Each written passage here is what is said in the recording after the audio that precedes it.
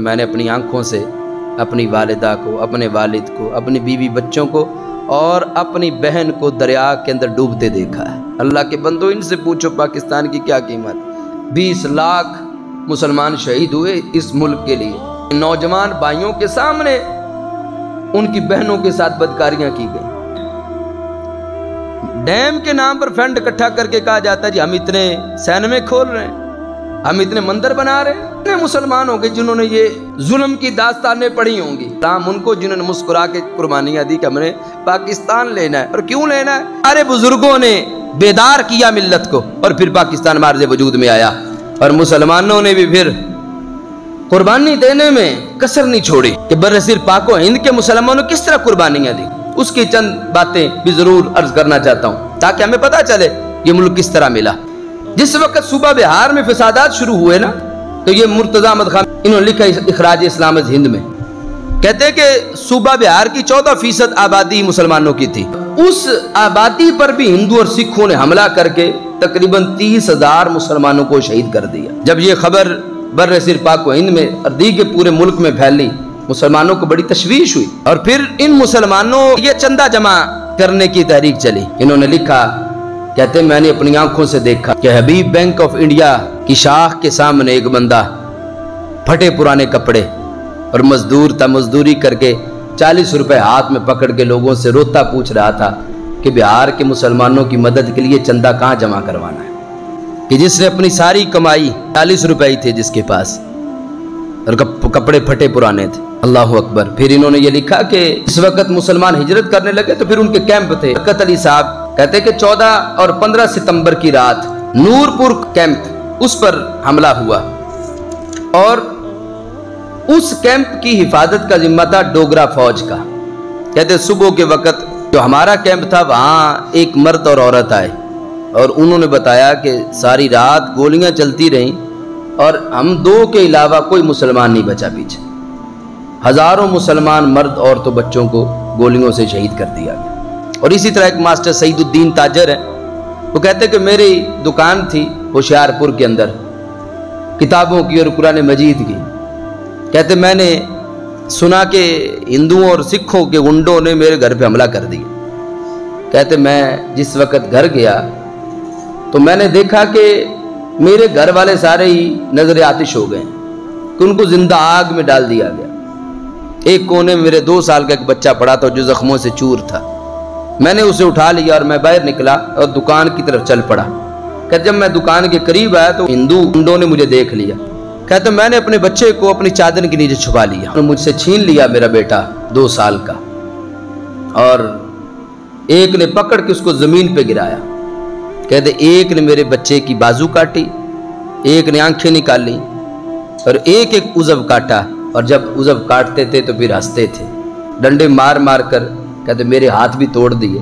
کہتے یہاں سے جب میں زخموں سے چور اپنی دکان کی طرف گیا تو میں نے دیکھا کہ بازاروں میں قرآن کے ورق اڑتے ہوئے دیکھے میں نے اپنی آنکھ سے، کہ میری دکان کی کتابوں کے ایک ورق بھی انہوں نے شہید کر کے بازاروں میں پھینک دی۔ پھر وہ ہندوؤں کا ٹولہ ایک آ گیا، اس میں ایک بندہ ہندو جو تھا وہ میرا دوست تھا۔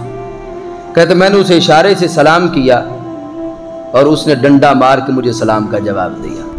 اس طرح پاکستان بنا۔ ضلع کانگڑا سے 60 مسلمان، وہ کہتے ہیں کہ ہم نے کیمپوں کی صورتحال پتہ چل گئی تھی کہ کس طرح ہے۔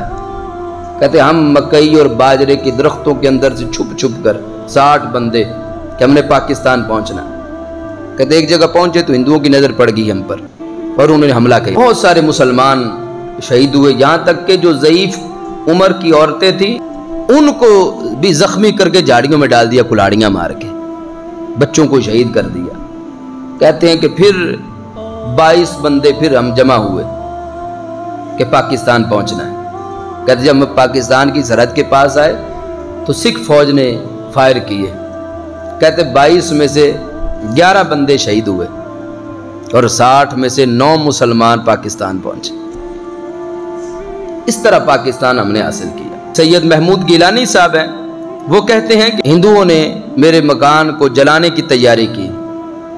یہ سید صاحب ہیں جو یہ فرما رہے ہیں۔ کہتے میرے گھر میں داخل ہوئے 2 ہندوؤں نے میری 2 بچیوں کو اٹھا لیا اور ایک نے آگے لپک کر میرا شیر خار بچہ اس کو ماں سے جدا کیا اور پیٹ میں چھری مار دی۔ کہتا دوسرا آگے بڑھا، اس نے کلاڑی مار کے میری بیوی کو شہید کر دیا۔ ایک نے میری چچی کو برچھی مار کے شہید کیا۔ ایک بچہ اور بچی وہ تھے اور تھے، اس کو بھی شہید کیا۔ کہا پھر انہوں نے مجھ پہ حملہ کر دیا۔ کہتے لیکن بدقسمتی سے میں بچ گیا۔ اس طرح پاکستان بنا۔ وہ برکت علی صاحب کہتے ہیں کہ جس وقت 24 ستمبر 2 لاکھ پناہ گزین تھے جو پاکستان کی طرف آ رہے تھے، چھکڑے تھے، سروں پہ رکھا، کہتے کہ موسلادھار بارش شروع ہو گئی اور جو 20 من سامان تھا وہ اس کا وزن 40 من کے قریب ہو گیا۔ لوگوں نے سامان پھینک دی رستے میں، اور دریا میں طغیانی اتنی تھی کہ 20-25 میل تک، تقریباً 12 فٹ تک دریا کی بلندی تھی۔ کہتے اور لوگوں نے چھکڑوں کے اوپر پناہ لی، چھکڑوں کے اوپر کھڑے ہو گئے۔ کہتے 3 دن اور 2 راتیں ہم نے مسلسل چھکڑوں پہ اوپر کھڑے ہو کے گزاری، اور صورتحال کیا تھی؟ ہر منٹ کے اندر 2-3 چھکڑے جو وہ بہہ کے دریا کی نظر ہو جاتے تھے۔ کہتے ہمارا چھکڑا بھی وہ جس وقت بہا تو ایک درخت کے ساتھ ٹکرا گیا، ہم نے رسے سے درخت کو پکڑ لیا۔ کہتے لیکن دوسرے چھکڑے پر میں نے اپنی آنکھوں سے اپنی والدہ کو، اپنے والد کو، اپنی بیوی بچوں کو اور اپنی بہن کو دریا کے اندر ڈوبتے دیکھا ہے۔ کہتا جب میری بہن ڈوب رہی تھی تو وہ رحم والی نظروں سے مجھے دیکھ رہی تھی، لیکن میں ان کی کوئی مدد نہیں کر سکتا تھا۔ اللہ کے بندو، ان سے پوچھو پاکستان کی کیا قیمت، جنہوں اس ملک کے لیے اپنی ماؤں کو قربان کیا، اپنی بیوی بچے قربان کیے، اپنے باپوں کو اپنی آنکھوں سے ڈوبتے دیکھا دریاؤں کے اندر، کہ 5 لاکھ مسلمان دریائے راوی کے نظر ہوئے ہیں جس کے اندر اب پانی نہیں آج، کہ کیسے کیسے لاشوں کی انبار تھے، کہ جو ٹرین آئی پاکستان تو اس کے اندر قائد اعظم نے دیکھا ایک بھی زندہ بندہ نہیں تھا۔ آج کوئی ہم سے کہے کہ یہ ملک دین کے لیے نہیں بنا، بلکہ ہمارے بڑوں نے تو دین ہی کے لیے تو قربانیاں دی تھی۔ 20 لاکھ مسلمان شہید ہوئے اس ملک کے لیے، 2 کروڑ مسلمانوں نے گھر چھوڑا۔ آج دیکھو ذرا اپنی دکان چھوڑ کے ایک دن کے لیے کہیں جانا بڑا مشکل ہے۔ جنہوں نے جائیدادیں چھوڑ دی، اپنے مکانات چھوڑے، اور جنہوں نے اپنی آنکھوں سے اپنے مکانوں کو نظر آتش ہوتے دیکھا، اور جنہوں نے اپنی آنکھوں کے سامنے اپنی بہنوں کے ساتھ ہندوؤں کی بدکاریاں دیکھی، کہ نوجوان بھائیوں کے سامنے ان کی بہنوں کے ساتھ بدکاریاں کی گئی، معاذ اللہ۔ کئی مسلمان بیٹیوں نے زندہ کنویں کے اندر عزت بچانے کے لیے چھلانگیں لگا دی۔ 2 کروڑ مسلمانوں نے گھر چھوڑا، 90,000 ماؤں کی عزتیں لوٹی، 1 لاکھ سے زائد مسلمانوں کی بچیاں ہندو سکھ اٹھا کے لے گئے۔ پھر پاکستان بنا۔ تو یہ پاکستان کو گانے کے لیے بنا، فلم کے لیے بنا، کہ آج اس ملک میں ڈیم کے نام پر فنڈ اکٹھا کر کے کہا جاتا ہے جی ہم اتنے سینمے کھول رہے ہیں، ہم اتنے مندر بنا رہے ہیں۔ جن سکھوں ہندوؤں نے ہمارے بڑوں کو شہید کیا، آج ان کے لیے تو مندر بنانے میں یہ بڑی اپنی خوش قسمتی سمجھتے ہیں، اور اللہ کے دین پر یہ پابندیاں لگاتے ہیں، اور دینداروں کی زبانوں پہ تالے لگانے کی کوشش کرتے ہیں۔ ہم نے کہا میرے رب کے ہاں سب محفوظ ہو رہا ہے، اور قیامت کا دن ہوگا ہر بندے نے اپنے اعمال کے مطابق جو ہے وہ سزا و جزا کا معاملہ ہوگا۔ لیکن ہم خوش نصیب ہیں بحمداللہ کہ اللہ نے ہمیں غداروں کے ہاں پیدا نہیں کیا، بلکہ مصطفیٰ علیہ السلام کے وفاداروں میں پیدا کیا ہے۔ اس لیے اپنی ملت کو یہ بتانے کی ضرورت ہے کہ یہ پاکستان کیسے بنا ہے۔ ہمیں ہمارے نوجوانوں کو آج نہیں پتا، آپ سروے کر کے دیکھ لیں، 2 قومی نظریے کا کسے پتا ہو؟ کتنے مسلمان ہوں گے جنہوں نے یہ ظلم کی داستانیں پڑھی ہوں گی؟ خدا کی قسم یہ پڑھی نہیں جاتی، کلیجہ پھٹتا ہے۔ لیکن سلام ان کو جنہوں نے مسکرا کے قربانیاں دی کہ ہم نے پاکستان لینا ہے۔ اور کیوں لینا ہے؟ اس لیے لینا ہے کہ ہم اس میں اپنے دین کے مطابق عمل کریں گے۔ کہ آج ہندو ہمیں اذان نہیں دینے دیتا، آج سکھ ہمیں نماز نہیں پڑھنے دیتا، تو ہم اس ملک میں جائیں گے جہاں ہمیں کسی ہندو سکھ سے پوچھنا نہیں پڑے گا، بلکہ ہم اپنے اللہ کا، اللہ کے رسول علیہ السلام کا نام لیں گے۔ لیکن پھر بھی اس ملک میں پابندیاں کہ جی باہر کے سپیکر میں آپ درود و سلام نہیں پڑھ سکتے، آپ باہر کے سپیکر پہ رسول پاک علیہ السلام کی تعظیم اور آپ کی عظمت کی تقریر نہیں کر سکتے۔